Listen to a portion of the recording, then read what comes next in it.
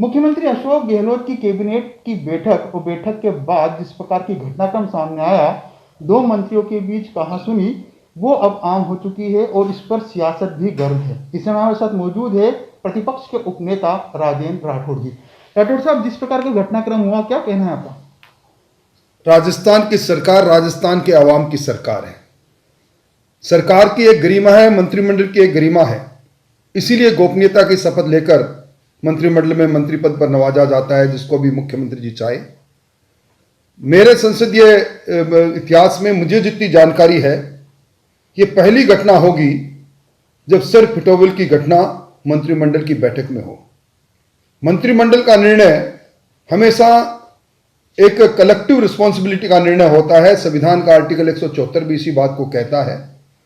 और यह पहली बार है कि अंतर्विरोध से घिरी हुई सरकार की बातें जो अब बाहर दिखाई देती थी, अब मंत्रिमंडल में भी दिखाई देने लग गई।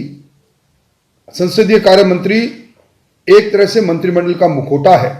मंत्रिमंडल के निर्णय को सार्वजनिक करने का अधिकार उनके पास रहता है। उनका इस प्रकार का अपमान मैंने पहले कभी नहीं देखा। पर जिस सरकार की बुनियाद अंतर्विरोध से हो, मुख्यमंत्री मुख्यमंत्री बनो का खेल दिल्ली में कई दिन तक चलता रहे।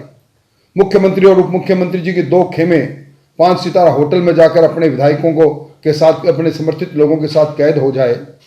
जिस सरकार में वरिष्ठ विधायक हेमाराम जी जैसा इस्तीफा देकर कोप भवन में बैठा रहे, जिस सरकार के सत्तारूढ़ के विधायक सरकार को अलग अलग समय पर ललकारते रहे, मंत्रियों की शैलियों पर तीखी टिप्पणी करते रहे, उस सरकार में इस प्रकार की घटना कोई अनहोनी घटना नहीं है, परंतु यह दुर्भाग्य है।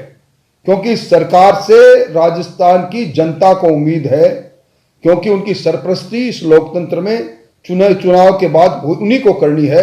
पर सरकार में बैठे लोग अगर इस प्रकार सिर फुटोबल करेंगे तो जनता का क्या होगा? सिर फुटोबल तो हुई, लेकिन राठौड़ साहब, यही चीज भी सामने निकल कर आई कि प्रदेश अध्यक्ष कहते हैं प्रभारी मंत्री को कि आपने जयपुर में एक मीटिंग नहीं करी। परिवहन मंत्री जयपुर कलेक्टर के कामकाज पर सवाल उठाते, कहते कि पूरे कोरोना काल में वो बाहर निकले नहीं, ड्रेस पर ध्यान दिया। तो इन दो चीजों से क्या आपको क्या लगता है कि वास्तव में अधिकारी काम नहीं कर रहे? दूसरी तरफ जो प्रभारी मंत्री, उनकी जिम्मेदारी की बात भी प्रदेश अध्यक्ष ने कही। देखिए, कांग्रेस में आंतरिक लोकतंत्र समाप्त हो गया है।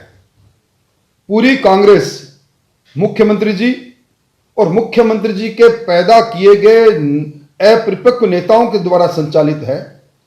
और कांग्रेस के अंदर, मंत्रिमंडल के अंदर नौकरशाह पर बात होना और एक जिम्मेदार मंत्री का यह कहना कि मेरे जिले के जिला कलेक्टर कोरोना काल के अंदर बाहर नहीं निकले, अपने आप से सिद्ध कर रहा है कि इस वैश्विक महामारी में सरकार कमरों में कैद रही, अधिकारी अपने दफ्तरों से बाहर नहीं निकले और बेचारी जनता दम तोड़ती रही प्रशासनिक अभाव के कारण, चिकित्सीय प्रबंधन की कमी के कारण। ये दुर्भाग्य है। मतलब आप मानते हैं कि अधिकारियों ने काम नहीं करा। परिवहन मंत्री प्रताप सिंह खाचरियास के आरोप से आप मतलब वाकिफ है कि हाँ ऐसा हुआ है? अन्य जिलों में भी स्थिति थी?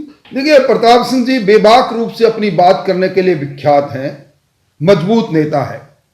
और उन्होंने जो बात कही निश्चित तौर पर किसी आधार पर कही होगी। और अगर एक आज परिवहन मंत्री जैसा जिम्मेवार पद पर बैठकर वो ये कहें तो ये लगता है कि उनके जिले के अंदर जिला कलेक्टर सुनवाई नहीं करते और इसी के कारण ये कुंठाएं सामने आई। ये एक जिले की कहानी नहीं, ये तो घर घर की कहानी है। कुछ लोग बोल के कह देते हैं, कुछ लोग अंदर ही अंदर अपने गम को समाये रखते हैं। मैं समझता हूं कि ये नाम की सरकार बची है, काम की सरकार नहीं।